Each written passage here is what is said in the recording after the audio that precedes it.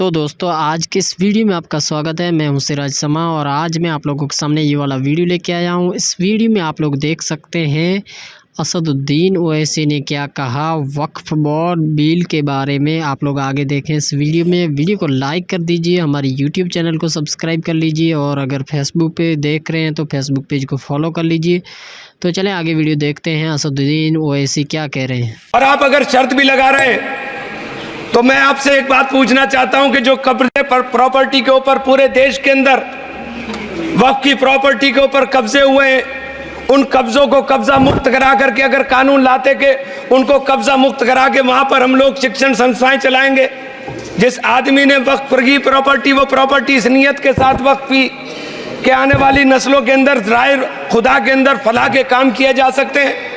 उन फलाही कामों के लिए उन फलाही कामों के लिए अगर अध्यक्ष जी 2 मिनट के लिए 2 मिनट अभी नहीं, 1 मिनट दे दीजिए, 1 सेकंड भी नहीं। श्री जीएम बाल योगी हरीश नहीं, Shri GM Harish Balayogi. Thank you speaker साहब। 1 मिनट को बात हाँ खत्म कर, कंक्लूड कर। मैं माननीय अध्यक्ष जी कंक्लूड कर रहा हूँ 1 सेकंड के अंदर। मैं इसके अंदर धारा 40 को माननीय अध्यक्ष जी हटाने का काम किया। इसके अंदर सर्वोच्च न्यायालय की सिविल अपील संख्या 7812 7814 ऑफ महाराष्ट्र राज्य वक्फ बोर्ड बनाम शेख यूसुफ भाई चावला अन्य के तहत प्रावधानों की जांच की धारा 40 के प्रावधानों की जांच की। अपने फैसले के पैराग्राफ 170 के अंदर बहुत स्पष्ट रूप से माना कि एक बहुत अच्छा कानून है। आप सर्वोच्च न्यायालय के आदेश के बावजूद इसको हटाना चाहते हो मान्यवर, ये सीधे सीधे कानून के खिलाफ वर्जी है। हम कहना चाहते हैं कि संविधान की अगर धज्जियां उड़ाने का काम आप करने का काम कर रहे हो, हम इसका पुरजोर विरोध करेंगे और पुरजोर विरोध करने का काम करते हैं। बहुत बहुत धन्यवाद। GM Harish Balayogi. Thank you. ये जो आप बिल ला रहे हैं, आप देश को बांटने का काम कर रहे हैं, जोड़ने का काम नहीं कर रहे हैं। आप दुश्मन हैं मुसलमानों के, उसका सबूत ये बिल है। Thank you. और मैंने अध्यक्ष महोदय सुना है इस लॉबी में कि कुछ अधिकार आपके भी छीने जा रहे हैं, उसके लिए हम लोगों को लड़ना पड़ेगा आपके लिए। मैं इस बिल का विरोध करता हूं। कोई अध्यक्ष के अधिकार अखिलेश जी सिर्फ विपक्ष के नहीं है, पूरे सदन के हैं। इस तरह की गोलमोल बात आप नहीं कर सकते हो।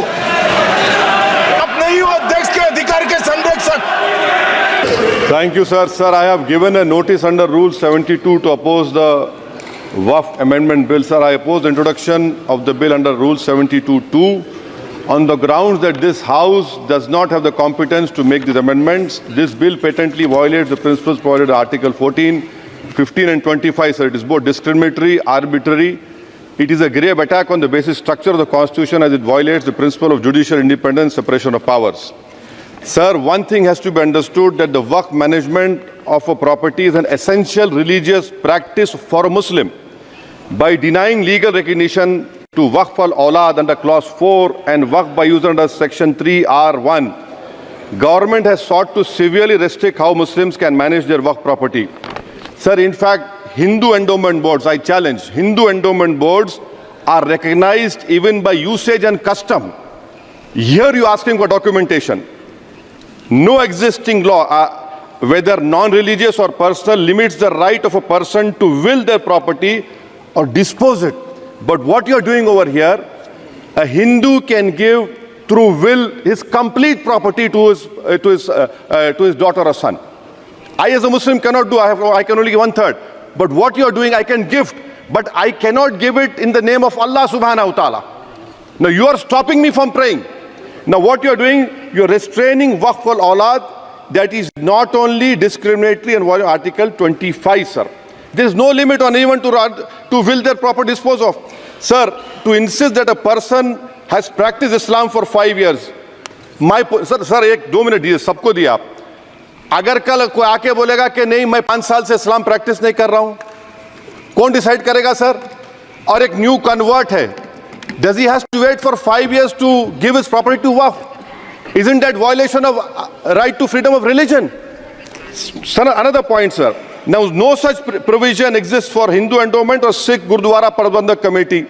Now, irony of the amendment, sir, is that non-Muslims can become member of CWC, SWB, but he cannot dedicate Waqf. Arbitrage. Why is arbitrage? Sir, existing law protected the status of registered work properties. You have replaced that by empowering collector to determine title. You are violating principle of rights of justice that one may not be a judge in their own cause. Section 61.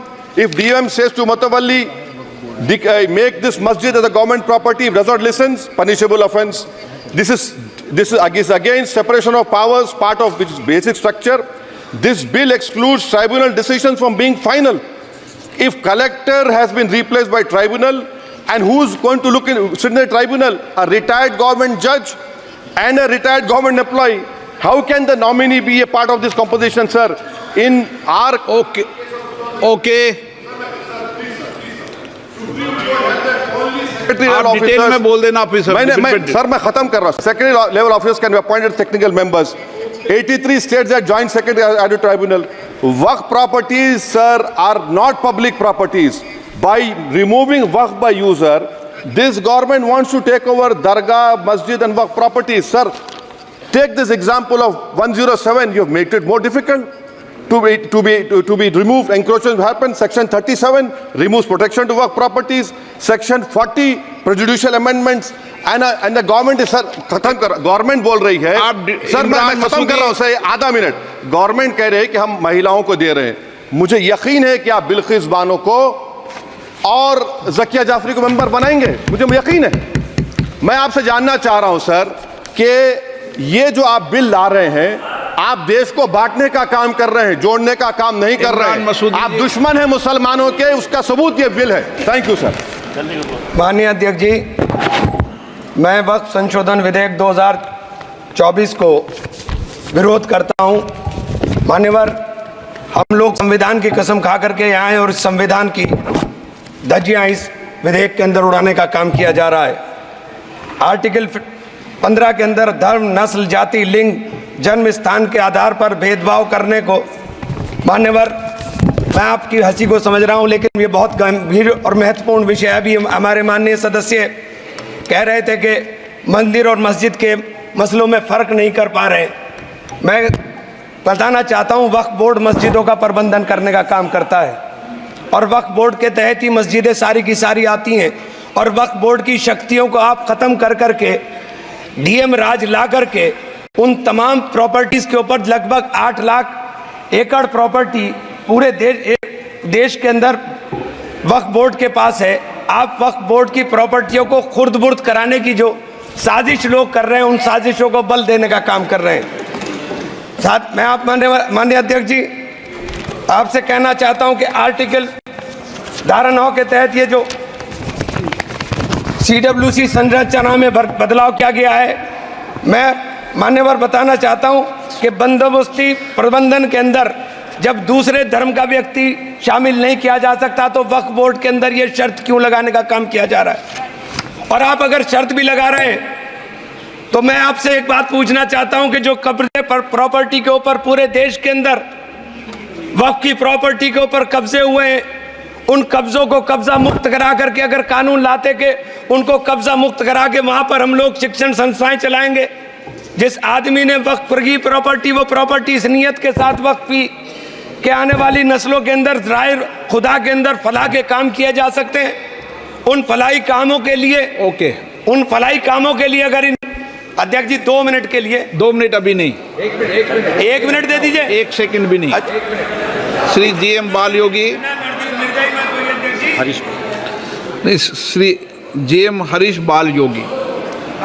Thank you speaker sir. 1 minute को बात, हाँ खत्म कर, conclude कर। मैं माननीय अध्यक्ष जी conclude कर रहा हूँ 1 सेकंड के अंदर। मैं इसके अंदर धारा 40 को माननीय अध्यक्ष जी हटाने का काम किया। इसके अंदर सर्वोच्च न्यायालय की सिविल अपील संख्या 7812 7814 ऑफ महाराष्ट्र राज्य वक्फ बोर्ड बनाम शेख यूसुफ भाई चावला अन्य के तहत प्रावधानों की जांच की धारा 40 के प्रावधानों की जांच की। अपने फैसले के पैराग्राफ 170 के अंदर बहुत स्पष्ट रूप से माना कि एक बहुत अच्छा कानून है। आप सर्वोच्च न्यायालय के आदेश के बावजूद इसको हटाना चाहते हो। मान्यवर, ये सीधे सीधे कानून के खिलाफ वर्जी है। हम कहना चाहते हैं कि संविधान की अगर धज्जियां उड़ाने का काम आप करने का काम कर रहे हो, हम इसका पुरजोर विरोध करेंगे और पुरजोर विरोध करने का काम करते हैं। बहुत बहुत धन्यवाद। GM Harish Balayogi. Thank you speaker साहब। we appreciate of the concern with which the government has brought this bill. Properties and lands for religious purpose have been donated in every religion. The purpose of the donors need to be protected.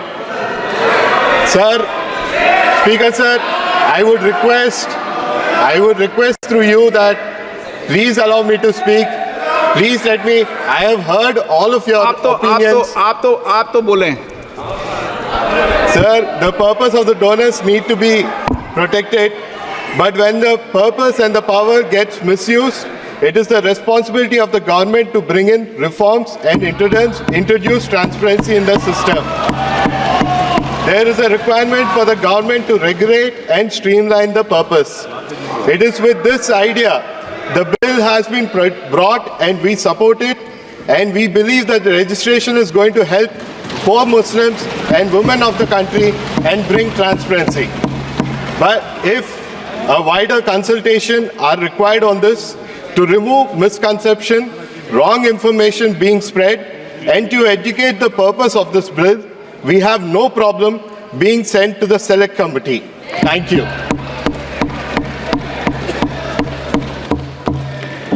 माननीय notice आए वो एक minute में अपनी बात को कह दें. 1 मिनट. अखिलेश जी, आप बोलना चाहते हैं? मैं अध्यक्ष जी बहुत धन्यवाद देना चाहता हूं आपका. मैं माननीय सदस्य NK प्रमाचंद्रन जी ने जो कहा और माननीय सदस्यों ने जो कहा, मैं उससे अपनी बात को जोड़ता हूं. ये बिल जो इंट्रोड्यूस हो रहा है, ये अध्यक्ष महोदय बहुत सोची समझी राजनीति के तहत हो रहा है. अध्यक्ष महोदय, जब लोकतांत्रिक तरीके से चुने जाने की पहले से प्रक्रिया है तो उसको नॉमिनेट क्यों किया जा रहा है? वहीं जहां अन्य धार्मिक जो मसले हैं, बॉडीज़ हैं,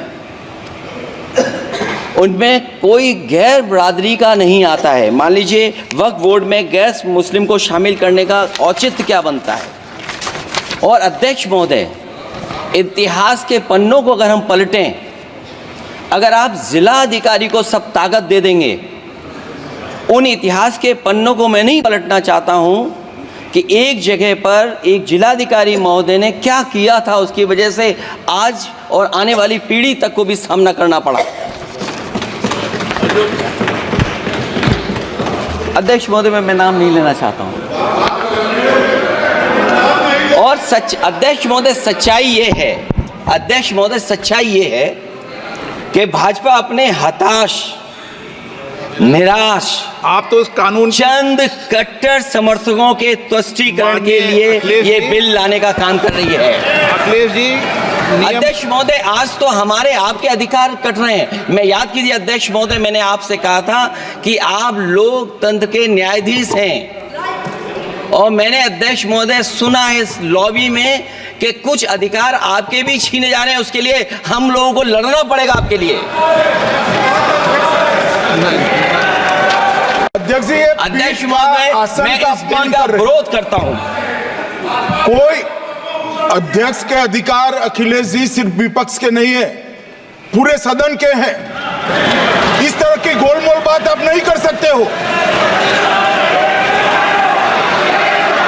आप नहीं हो अध्यक्ष के अधिकार के संरक्षक. 1 मिनट. 1 मिनट.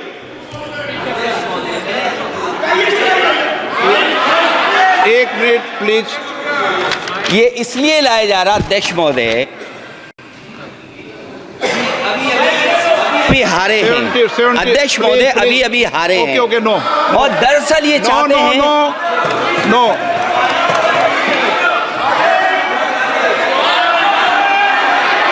रिकॉर्ड में नहीं जा रहा आपका कुछ भी. रिकॉर्ड में नहीं जा रहा.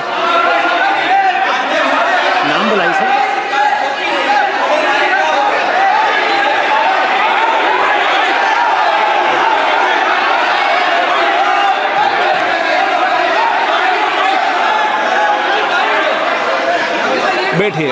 बैठिए. माननीय सदस्यगण, माननीय सदस्यगण, प्लीज